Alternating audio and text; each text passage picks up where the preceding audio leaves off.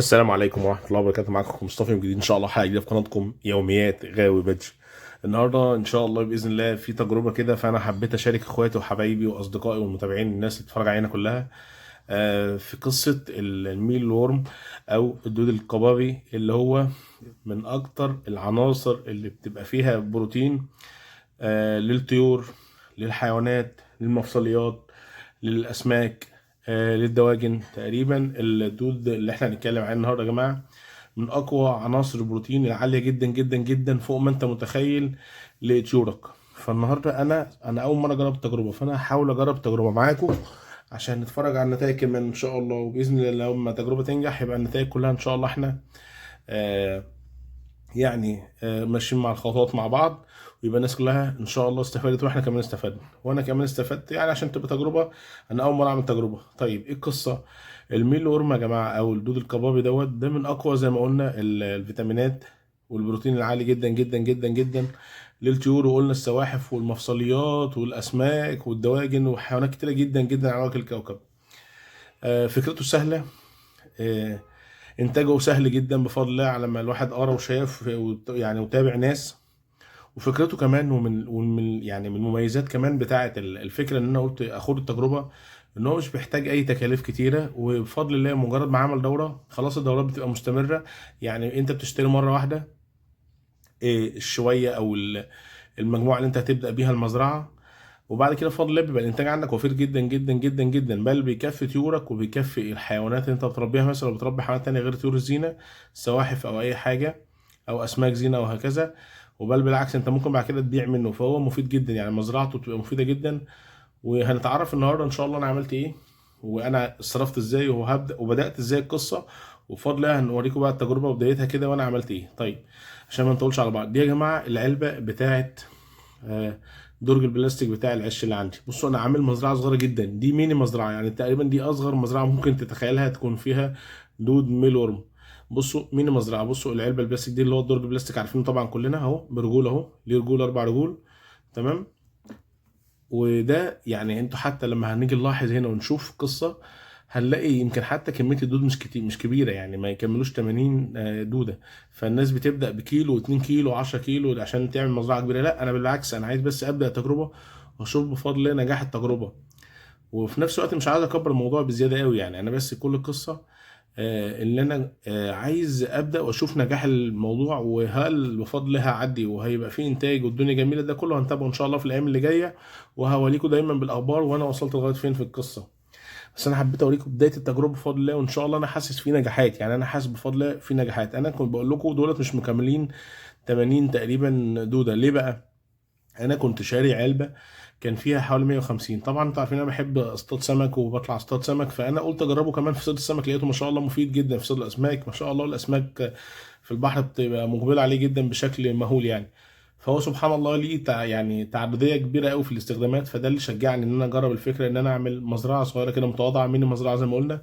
يمكن العلبه دي صغيره جدا، يعني حوالي كده مثلا طول كده 30 في 13 عرض، يعني صغيره. ودي هتلاقيها عندنا متوفره يعني، والعلب دي تتباع حتى لوحدها في السوق. يعني العلب دي لوحدها بتتباع في السوق كده فرداني، العلبه مش عارف ب 10 جنيه ولا بكام.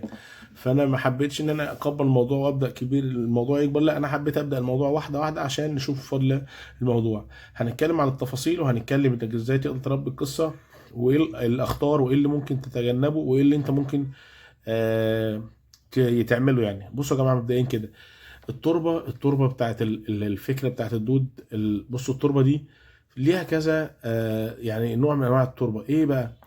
ممكن مثلا تجيب علف بتاع الفراخ، ممكن تجيب ذره او دشيشه، ممكن تجيب رده. تمام. انا كان لحسن الحظ كان عندي شوفان. بصوا يا جماعه انا كان لحسن الحظ بفضل الله عندي شوفان اهو. هو بص عشان واكلين منه.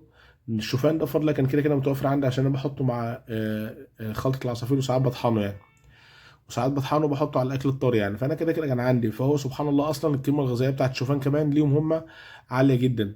تمام. التربه قلنا ايه؟ شوفان، علف، رده، هكذا. انا حاطط برضك رده مطحونه بفضل الله. طيب والخضار بقى زي ما انتم شايفين، يعني بصوا يا جماعه دي بطاطس اهي. تمام. البطاطس دي مهمه جدا، او اي حته جزرايه بطاطسايه، ممكن نقشر البطاطس. طب ليه الفكره يا مصطفى؟ الدوده دي يا جماعه من الدود اللي ما بيشربش، فدي بالنسبه له مصدر الميه. حبايه البطاطس او الشريحه دي او السلايس اللي احنا متقطعها دي بالنسبه له هي الميه، مصدر الميه. بصوا ورق الخاص اللي انا حاطه هتلاقوا فيه فتحات، لاحظوا كده ورق الخاص بصوا هتلاقوا فيه فتحات، الفتحات دي الدود ابتدى ياكل من ورق الخاص. بصوا حاطين كمان اهي جزرايه اهي، بصوا جزرايه اهي، شريحه جزر. فده كله مفيد جدا جدا جدا للدود. الدوده دي يا جماعه قصتها ايه والدوره بتاعتها ماشيه ازاي؟ الدوره بتاعتها يا جماعه الدود بيتحط في علبه، بعد كده بيقلب عذراء او شرانق زي ما هنوريكم دلوقتي. بفضل انا اتفاجئت بفضل الله في حاجات كلها اتحولت شرانق اهي، دي شرانق لا قوه الا بالله اهي. بعد كده بتقلب خنفسه، والخنفسه دي بتبيض وبعد ما بتبيض بتموت. بس انت طبعا بقى الفكره في ايه عشان تنجح ان شاء الله، ان كل مرحله بتخليها تبقى منفصله في علبه. يعني علبه زي دي كده مثلا، يعني علبه للدود، علبه للخنافس، علبه للعذراء او الشرانق. عشان ايه؟ عشان الخنافس بتعض او ممكن تاكل البيض او الدود او الشرانق، فيبقى كل حاجه مفصوله. والعلب صغيره زي ما انتم شايفين اهو، يعني علبه حتى انا دي حاططها في البلكونه، انتوا متخيلين؟ فالدنيا بسيطه، فاحنا قلنا نجرب. فدي احنا التربه اهي زي ما قلنا، ودي الخضروات اللي احنا حاطينها. احنا بس نحاول بقى نوريكم بفضل الله. نشيل بقى كده نشيل شويه الخضار عشان نبتدي نوريكم بفضل الله الدود. احنا طبعا عاملين لهم بيئه الحمد لله صالحه جدا جدا جدا، وده بمستوى نظر اللي انا شايفه بفضل الله. وشايف ان في يعني ما شاء الله الدود سعيد جدا بياكل وما شاء الله بيكبر والدنيا حلوه. بص احنا بنشيل بس الخضروات كده على جنب عشان نبتدي نتكلم نشوف قصتنا دي هتمشي ازاي بفضل الله. نشيل بس الخضروات اهي، نشيل الخضروات بتاعتنا كلها كده بورق الخاص كمان اهو، عشان بفضل الله نشوف الموضوع بشكل واقعي وواضح قوي كده اهو. اللهم لك الحمد اهو. بصوا احنا شيلنا اهو، وكمان في بنجرايه اهي. بصوا كله هتلاقيها كمان حاجات خضار من اللي انت اصلا كده كده بتستخدمها في البيت وعند طيورك يعني. هتلاقي بصوا دي شريحه بنجر اهي. هما الحاجات دي مهمه جدا عشان دي مصدر الميه بالنسبه لهم. بصوا نشيل بس شويه الحاجه اللي احنا قلنا عليها كده اهو، الخضار كده نشيله كله كده عشان نوريكم الفكره بشكل بفضل الله اوضح يعني. تمام. بصوا يا جماعه لا قوه الا بالله. نتكلم بقى كده بايه بشكل واضح عشان الناس تبتدي تاخد بالها. انا اول مره اعمل التجربه على فكره. دي التربه زي ما قلنا اهو، دي التربه. بصوا دي التربه بتاعتها، هتلاحظوا فيها رده كده. الخطوط دي كده بلغت وبفضل الله تبتدي تخش في مرحله التحور. يعني في مرحله التحور ان هي هتغير جلد وبعد كده هتتحول لشرنقه. بصوا هي بتغير جلد سبحان الله زي السواحل زي التعابين. بصوا الجلد اهو، الجلد اللي هو هيتغير اهو يا جماعه. بصوا هي بتنزع الجلد من عليها خالص، لاحظتوا؟ بصوا حتى لحسن الحظ بفضل الله في شرانق كمان اهي. بصوا هي اتحولت لشرنقه اهي، اهي اتحولت لشرنقه. دي الشرنقه. بصوا لونها بيبقى مختلف طبعا تماما، يعني بتبقى مبيضه شويه. فطبعا الشرانق احنا بنجمعها بقى، يعني بصوا الشرانق عشان هي اتحولت شرنقه فما بنخليهاش مع الدود، بنجمعها كده في المكان بتاع الشرنقه. بصوا ودي التربه اهي. بصوا هتلاقي هو الدود دافس نفسه جوه اهو. بصوا بفضل الله الدود هتلاقيه دافس نفسه جوه. بصوا الدود ما شاء الله، الدود كمان كله ما شاء الله كبير، فخلاص بيتحول يعني. عشان كده الواحد بفضل الله مبسوط من التجربه، حاسس ان هي بتبتدي تنجح بفضل الله. يعني القصه ان انا كنت شاري، انا والله حتى كنت شاري من السوق يعني، فانا حاسس ان بفضل الله التجربه هتنجح ان شاء الله. ليه بقى؟ بصوا في شرنقه كمان اهي، في شرنقه كمان اهي يا جماعه، شرنقه اهي كمان. تمام. ليه بفضل الله حاسس التجربه تنجح؟ لان في تحول كتير قوي للشرانق يعني. يعني الدود اتحول لشرانق بفضل الله، وهيبقى في دوره انتاج ان شاء الله. ليه بقى بقول كده؟ بصوا التربه بفضل الله كلها غنيه ازاي بالدود. بصوا يا جماعه لا قوه الا بالله. بصوا الدود اهو اهو. بصوا الدود بفضل الله. طبعا امسك براحه جدا بالجفت دوت. بصوا ما شاء الله. بصوا حجم الدود ما شاء الله كمان. بصوا يا جماعه حجم الدوده. طبعا هم مبسوطين جدا وسعداء جدا في التربه دي بفضل الله. ليه؟ شوفان برده تربه غنيه جدا، فتلاقيهم بيتفسوا نفسهم. لما يبتدوا يظهروا على الوش تعرف ان هو خلاص الدوده قربت تتحول لشرنقه. يعني لما يظهروا على الوش كده انت بتصحى مثلا تلاقيهم ظاهرين على الوش، بتلاقي ان الدوده خلاص هتحول لشرنقه. انا ليه تعمدت ان انا كمان ابدا بالكميه البسيطه عشان اشوف بفضل الله فكره الموضوع ده هتنجح ولا لا. طيب ايه اخطر العوامل او ايه اخطر الحاجات اللي ممكن تحاول تبعد عنها المزرعه بتاعتك من دود القبابي دوت او الميل وورم؟ انك تحافظ على المكان يكون نظيف عشان ما يوصلش النمل، لان من اعدائهم يعني العدو اللدود بالنسبه للدوده دي النمل لو هاجم المزرعه بيبهدل الدنيا وبيموت الدود والخنافس والشراني، بيموت المزرعه كلها. طيب هو هنا طبعا ده لسه كله ده دود. لما بتحول الشرنقه احنا قلنا بننقله في مكان تاني اهو، هنعتبر ده المكان التاني. بصوا الالوان بتاعت الشرنقه مختلفه ازاي، سبحان الله. الابيض ده لسه متحول النهارده، بصوا او من شويه. اللي ابتدى خد لون الاصفر ده اللي هو متحول مثلا بقاله كام يوم، هي بتقعد كام يوم على الوضع ده. بصوا يا جماعه سبحان الله، بصوا لو لاحظتوا هتلاحظوا بقى، بصوا الرجول ابتدت تظهر بتاعه الخنفسه، والشكل بتاع الخنفسه ابتدى يظهر. سبحانك يا رب. فلا قوه الا بالله. العدد ده البسيط ده ممكن مش متخيلين يعمل كميه بفضل الله لو ربنا اراد يعني، كميه جيل جديد قد ايه. ليه بقى؟ لان الخنفسه الواحده يا جماعه يعني على ما سمعت برضك وعلى ما شفت، لسه ما جربتش يعني، بس بسمع ان هي ممكن 500 600 بيضه. تمام.